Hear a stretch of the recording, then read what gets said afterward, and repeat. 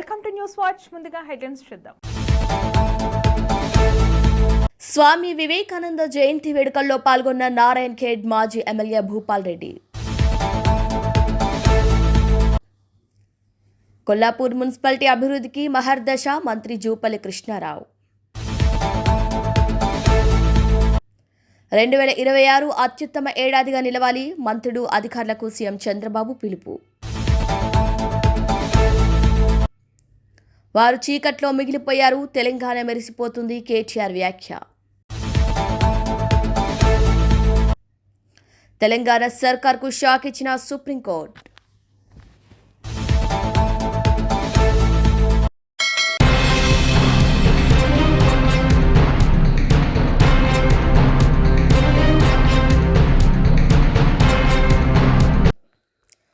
తిరుమల క్షేత్రాన్ని అపవిత్రం చేసే ప్రయత్నాలను తీవ్రంగా ఖండించారు CM.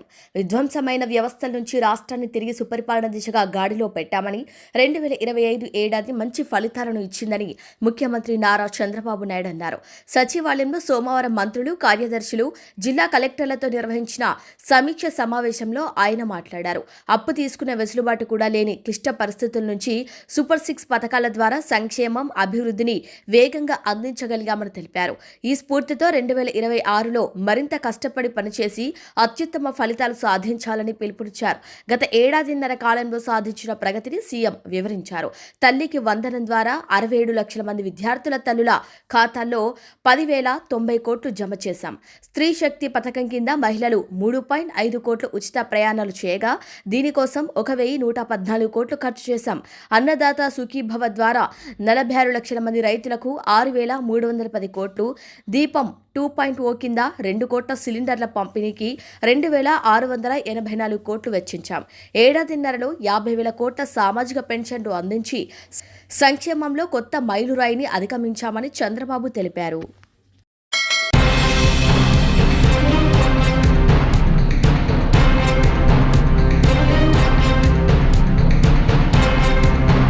Yadadri thermal power plant నుంచి విద్యుత్ ఉత్పత్తి కావడంపై BRS working president KTR X వేదికగా స్పందించారు.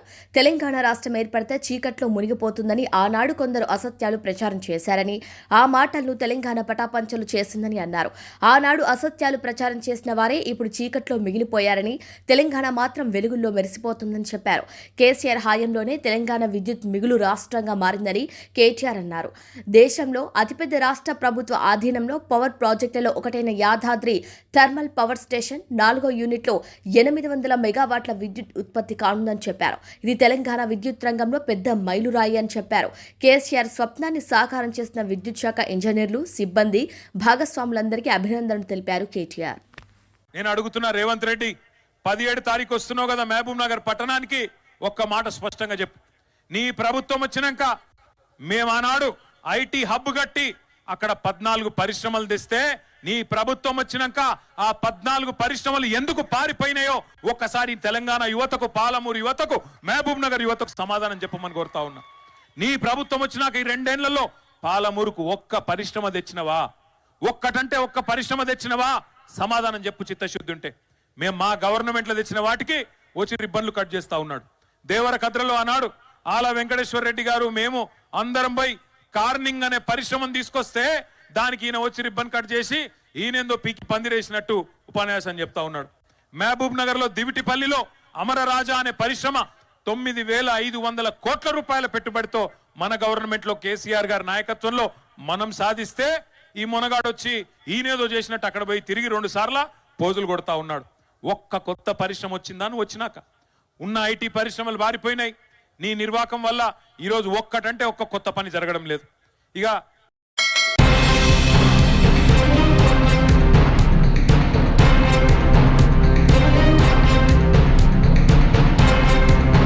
పోలవరం నల్లమల్ల సాగర్ ప్రాజెక్టుపై సుప్రీంకోర్టు సంచలన తీర్పును వెలువరించింది. ఈ ప్రాజెక్టుపై తెలంగాణ ప్రభుత్వం దాఖలు చేసిన పిటిషన్ విచారణకు అర్హత లేదని సుప్రీం స్పష్టం చేసింది. తెలంగాణ తరపున సీనియర్ లాయర్ అభిషేక్ మను సింఘ్వి వాదనలు వినిపించారు. పోలవరం ప్రాజెక్టు నల్లమల్ల సాగర్తో లింక్ చేయటం వలన తెలంగాణకు నష్టమని, గోదావరి నీటి కేటాయింపులు ఉల్లంఘన అవుతున్నాయని కోర్టుకు ఆయన వివరించారు. వాదనను విన్న సుప్రీంకోర్టు ఈ పిటిషన్ను కొనసాగించలేమని, ఈ కేసుతో కర్ణాటక, మహారాష్ట్ర వంటి ఇతర రాష్ట్రాలు అంశాలు కూడా ముడిపడి ఉన్నాయని వ్యాఖ్యానించింది. అందుకే ఇతర ప్రత్యామ్నాయ మార్గాల ద్వారా పరిష్కారం కోరవచ్చునని సూచించింది. దీంతో తమ పిటిషన్ ఉపసంహరించుకుంటున్నామని సుప్రీంకోర్టుకు సింఘ్వి తెలిపారు. సివిల్ సూట్ దాఖలు చేస్తామని కోర్టుకు తెలిపారు.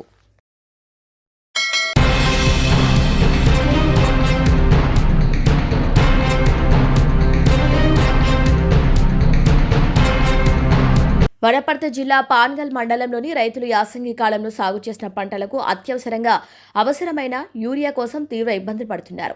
సోమవారం పానగల్ మండల కేంద్రంలోని సింగిల్ విండో కార్యాలయం వద్ద యూరియా కోసం రైతులు చెప్పులు క్యూలో పెట్టి నిరీక్షించిన సంఘటన అందరినీ కలిచివేసింది. ఉదయం నుంచే పెద్ద సంఖ్యలో రైతులు సింగిల్ విండో కార్యాలయం వద్దకు చేరుకున్నారు. అయితే సరిపడ యూరియా అందుబాటులో లేకపోవడంతో రైతులు తమ వంతు కోసం చెప్పులు క్యూలో పెట్టి తమ స్థానాన్ని కాపాడుకోవాల్సిన దుస్థితి ఏర్పడింది. ఇది రైతుల అవస్థలకు నిదర్శనంగా మారింది. ఇక రైతులు మాట్లాడుతూ యాసంగి పంట కీలక దశలో ఉంది. ఇప్పుడే యూరియా వేయకపోతే దిగుబడులు పడిపోతాయి. అధికారులు ముందస్తుగా ఏర్పాటు చేయకపోవటం వల్ల మాకు ఈ అవమానం ఎదురవుతోందని ఆవేదన వ్యక్తం చేశారు.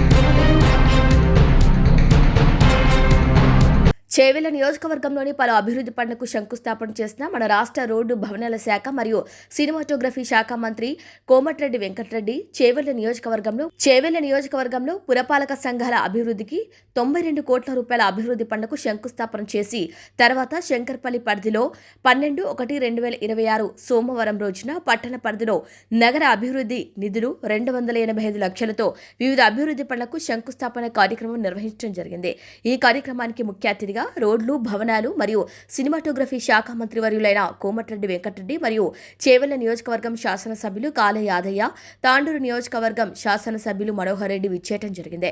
మరియు శంకర్పల్లి పట్టణ వ్యవసాయ market committee chairperson Govindamma, Gopal Reddy, vice chairman Kasetti Chandramohan, market committee డైరెక్టర్లు, పట్టణ మాజీ చైర్పర్సన్, మాజీ వైస్ చైర్మన్, మాజీ కౌన్సిల్ సభ్యులు, municipal commissioner A Yogesh, municipal engineer Naresh, manager Anjan Kumar మరియు మున్సిపల్ సిబ్బంది తదితరులు హాజరు కావడం జరిగింది.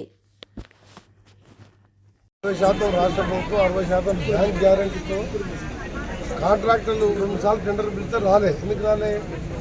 మాకు పేమెంట్ వస్తుంది గ్యారంటీ ఏంటంటే ఆర్బీఐతో ఎస్క్యూ అకౌంట్ పెట్టి ఒకవేళ మేము ఆలస్యం అయితే ఆర్బీఐ వాళ్ళు చెల్లించే విధంగా రేపు క్యాబినెట్లో పెట్టి దాన్ని కూడా 11,000 కోట్లు, ఆర్ఎండ్బికి 7,000 కోట్లు. దీంతో గ్రామాలకు వెళ్ళి మండలాలకు బీటీ రోడ్డు, మండలంకి వెళ్ళి జిల్లా కేంద్రాలకు డబుల్ రోడ్డు దేశంలో ఏ రాష్ట్రంలో లేని విధంగా గౌరవ ముఖ్యమంత్రి రేవంత్ రెడ్డి గారు నేను చూడే విధంగానే వెంటనే దానికి సంబంధించిన నిధులు కూడా మంజూరు చేయడం జరిగింది. మాది ఒకటే లక్ష్యం. 10 ఏళ్ళు వెనుకబడ్డది. అప్పుడు పోయిన గురించి తిట్టుకొని టైం వేస్ట్. మన చేతిలో సమయం ఉన్నది. సన్న బియ్యం కాదు కదా, గతంలో రేషన్ కార్డు ఇవ్వాలనే ఆలోచన రాలేదు. ఇవాళ 50 రూపాయల కిలో బియ్యం నువ్వు తినేది పేదవాళ్ళు కూడా తింటున్నారు. మహాలక్ష్మి ద్వారా 10,000 కోట్లు ఆర్టీసీకి చెల్లించడం, 200 వోల్ట్ వాడుకుంటే గుడిసెలలో ఉండే వాళ్ళకు 800కి 1,000 రూపాయలు కరెంటు బిల్లు వచ్చే 50 లక్షల కుటుంబాలకు దాదాపు 6,000 కోట్లు ఇలా మేము చెల్లించినాం. ఇంకా మేము చాలా చేసేది ఉన్నాయి. ఇవన్నిటితో పట్టితే పెన్షన్ కూడా పెంచుతుంది. కాకపోతే ముఖ్యమైన ఆలోచించిన పేదవాడికి రేషన్ కార్డు ఇవ్వలే. మీరు ఇందిరమ్మ ఇల్లు చూసుకోండి, 5 లక్షల ఇందిరమ్మ ఇల్లు దేశంలో ఏ ప్రభుత్వం కూడా 5 లక్షలు ఇవ్వదు. కేంద్రం ఇచ్చే ఇల్లు కూడా 1,75,000. కానీ ప్రత్యేక తెలంగాణ రాష్ట్రం ఒకటే 5 లక్షలు ఇస్తున్నాం. అది 5 ఏళ్లలో 4 ఏళ్లలో 20 ఇల్లు కడితే ఇల్లు లేనివాడే ఉన్నాడు ఊళ్ళలో. ఆ విధమైన కార్యక్రమాలు చేస్తూ ఇవాళ వల్ల ఈ అభివృద్ధి కార్యక్రమాలు చేస్తూ వచ్చే స్థానిక సంస్థల ఎన్నికల్లో పార్టీ గుర్తుంటుంది కాబట్టి తప్పకుండా ఇవాళ ఎస్సీలు కానీ, బీసీలు కానీ, మైనార్టీలు కానీ అన్ని వర్గాల ప్రజలు ఒక ప్రజాప్రభుత్వం రావాలి అని కోరి మనం గెలిపించడం జరిగింది. పార్లమెంట్ ఎన్నికల్లో 10 ఏళ్ళు అధికారం ఉన్న వాళ్ళు ఒక ఎంపీ గెలవలేదంటే మున్సిపల్ ఎన్నికల్లో పార్టీకి గుర్తుంటే అసలే రావు. వాళ్ళు ఏమనుకుంటున్నారంటే 20% గెలిచిన సర్పంచులని సన్మానం పెట్టుకుంటున్నారు. 20% వాళ్ళు కాదు, మా దాంట్లో పోటీ ఎక్కువ ఇండిపెండెంట్గా చేసిన వాళ్ళు. అనుమానం అని చెప్పి కాకపోతే టీఆర్ఎస్లో ఉంటారని రేపు పార్టీ గుర్తులు గెలవండి స్లో అని చెప్పండి 90% గెలవబోతున్నాం సర్పంచ్ ఎన్నికలు మన మున్సిపాలిటీలు మేయర్లు ఆ తర్వాత 3 ఏళ్ళు వచ్చే 5 ఏళ్ళు కూడా కాంగ్రెస్ పార్టీ అధికారంలోకి ఉంటుంది. ఈ ప్రభుత్వం తెలంగాణ ఈ ఏరియా రంగారెడ్డి జిల్లా ఉనికిని కోల్పోకుండా రంగారెడ్డి జిల్లా ఉంటుంది, ఎక్కడ కూడా ఇబ్బంది రాదని మరొకసారి మీకు కూడా ఒక సీనియర్ మినిస్టర్గా హామీ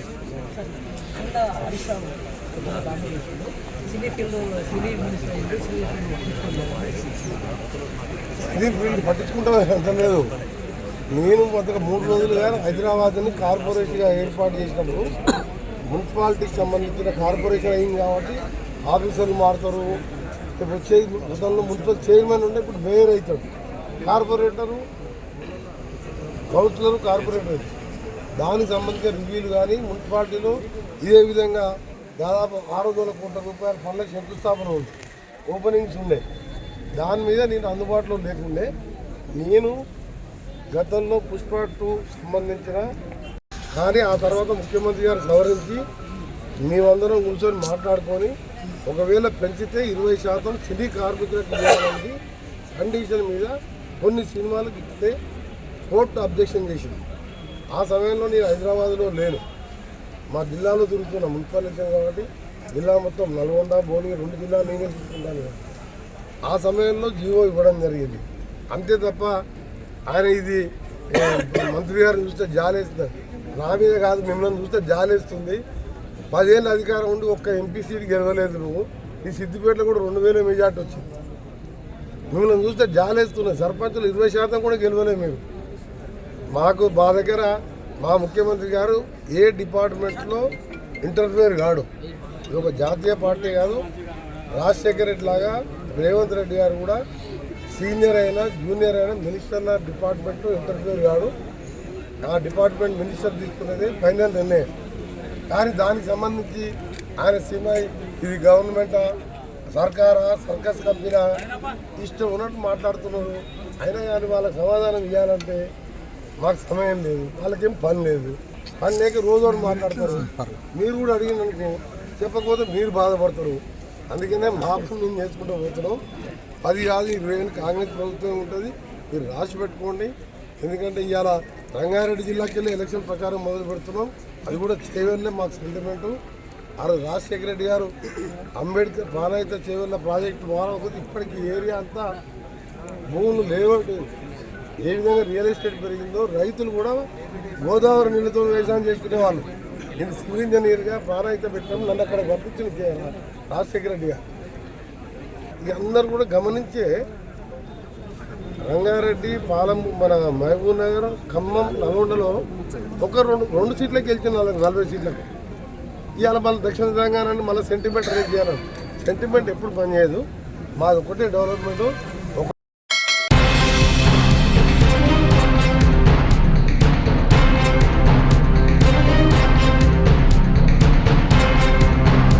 భారత రాష్ట్ర సమితి కేంద్ర కార్యాలయం తెలంగాణ భవన్ హైదరాబాద్లో నిర్వహించిన స్వామి వివేకానంద జయంతి వేడుకల్లో శాసనమండలి ఫ్లోర్ లీడర్ మాజీ స్పీకర్ మధుసూదనాచార్యతో కలిసి నారాయణఖేడ్ మాజీ శాసనసభ్యులు మహారెడ్డి భూపాల్రెడ్డి పాల్గొన్నారు.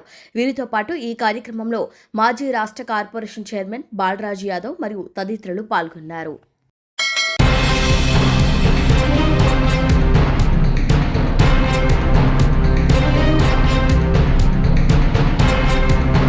కొల్లాపూర్ పట్టణాన్ని అన్ని రంగాల్లో ఆదర్శంగా తీర్చిదిద్దటమే తన లక్ష్యమని పర్యాటక సాంస్కృతిక ఎక్సైజ్ శాఖ మంత్రి జూపల్లి కృష్ణారావు స్పష్టం చేశారు. సోమవారం ఆయన కొల్లాపూర్ మున్సిపాలిటీ పరిధిలోని కొత్త మున్సిపల్ ఆఫీస్ పనులు పర్యవేక్షించారు. త్వరగా పనులు పూర్తి చేయాలని అధికారులకు ఆదేశించారు.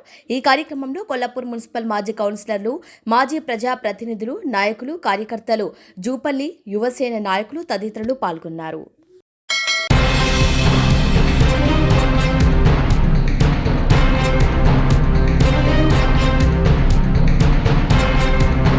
తెలంగాణ రాష్ట్రం జోగులాంబ గద్వాల జిల్లా గద్వాల నియోజకవర్గం గద్వాల మండలం గోనుపాడు గ్రామం.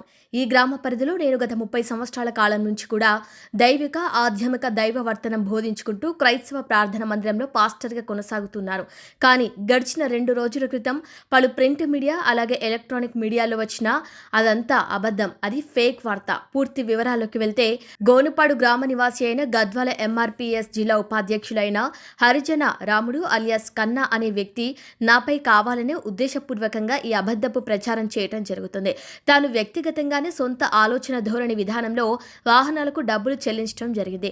కానీ దానికంటే ముందు ఈ వ్యక్తితో పాటు మరో వ్యక్తి నా దగ్గరికి వచ్చి నేను ఇలా డబ్బులు చెల్లించిన ఎడల నాకు ఎక్కువ డబ్బులు వస్తాయి కాబట్టి నేను డబ్బులు చెల్లించడం జరుగుతుందని నాతో మాట్లాడినప్పుడు అది మోసం, వద్దు అని నేను సలహా ఇవ్వటం జరిగింది. కానీ దీనికి మాకు ఎలాంటి సంబంధం లేదు.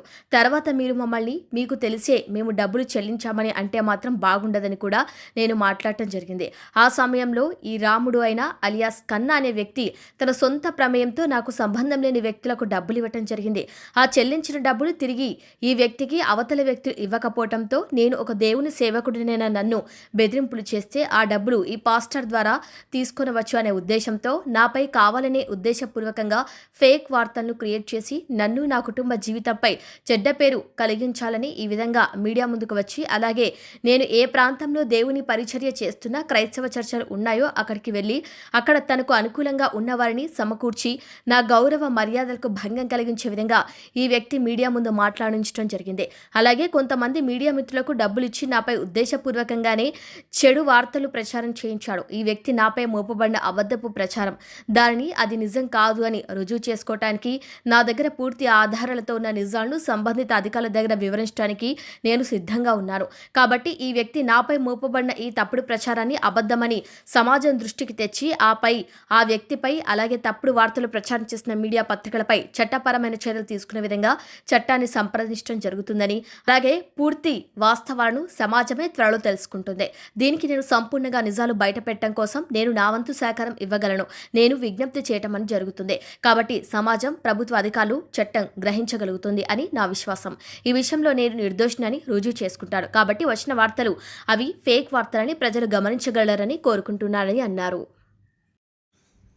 జోగులాంబ గద్వాల జిల్లా ప్రజలకు, ప్రభుత్వ పెద్దలకు, పోలీసు అధికారులకు విన్నపించమనగా 2 దినాల క్రిందట నా పైన వచ్చినటువంటి వార్త అదంతా అవాస్తవము, ఫేక్. అది నాకు దానికి ఎటువంటి సంబంధం లేదు. కానీ మరి ఎంఆర్పిఎస్ జిల్లా ఉపాధ్యక్షుడైనటువంటి రాము అలియాసు కన్నా గోన్పాడు ఆయన నా పైన ఈ విధంగా చెడ్డగా ఆయన మాట్లాడుతూ నన్ను బదలాం చేయాలని, నా సేవను ఆటంకం చేయాలని ఉద్దేశంతో ఆయన చేస్తూ ఉంటున్నాడు. నేను 30 ఏళ్ల నుంచి గోన్పాడు గ్రామంలో సేవ చేస్తూ ఉంటున్నాను. మరి గ్రామ పెద్దలు, సంఘ పెద్దలు నా పైన నమ్మకం ఉంచి ఉన్నారు. మరి ఈ వార్త విషయంలో నేను ఎటువంటి బాధ్యుని కాదు. వాహనాలు నట్టేట ముంచిన పాస్టర్ సగం ధరకే వాహనాలు ఇస్తానని చెప్పిన పాస్టర్ వసంత్ కుమార్ అని వచ్చిన వార్తలన్నీ కూడా అబద్ధాలు, అవి నిజం కాదు. ఆ వాహనాలకు, ఆ కట్టిన డబ్బులకు నాకు ఎటువంటి సంబంధం లేదు. నేను దానికి బాధ్యుని కాను. పెద్దలు, ప్రభుత్వ పెద్దలు ఒకవేళ దీని విషయంలో మరి నన్ను ఒకవేళ పిలిస్తే నేను వెళ్ళి ప్రభుత్వ పెద్దలకు నేను విన్నపించుకోవాలని మనస్ఫూర్తిగా నేను సిద్ధంగా ఉంటున్నాను. ఈ విషయంలో మరి మీడియా వారు కూడా నా పైన చెడ్డగా ప్రచురించినందుకు మరి ప్రభుత్వ పరంగా మరి వారిపైన చర్యలు తీసుకోవాలని నేను ఇష్టపడతా ఉంటున్నాను. ఈ విషయంలో ఏమాత్రం కూడా మరి వెనుకంజ వేయను. తప్పకుండా నన్ను సహకరించాలని పెద్దలను కోరుతూ ఉంటున్నాను. ఇట్లు పాస్టర్ వసంత్ కుమార్, గోన్పాడు, గద్వాల జిల్లా. వందనాలు.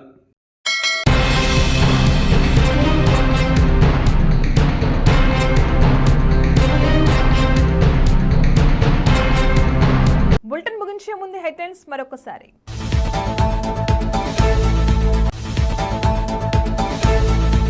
స్వామి వివేకానంద జయంతి వేడుకల్లో పాల్గొన్న నారాయణ్ ఖేడ్ మాజీ ఎమ్మెల్యే భూపాల్ రెడ్డి.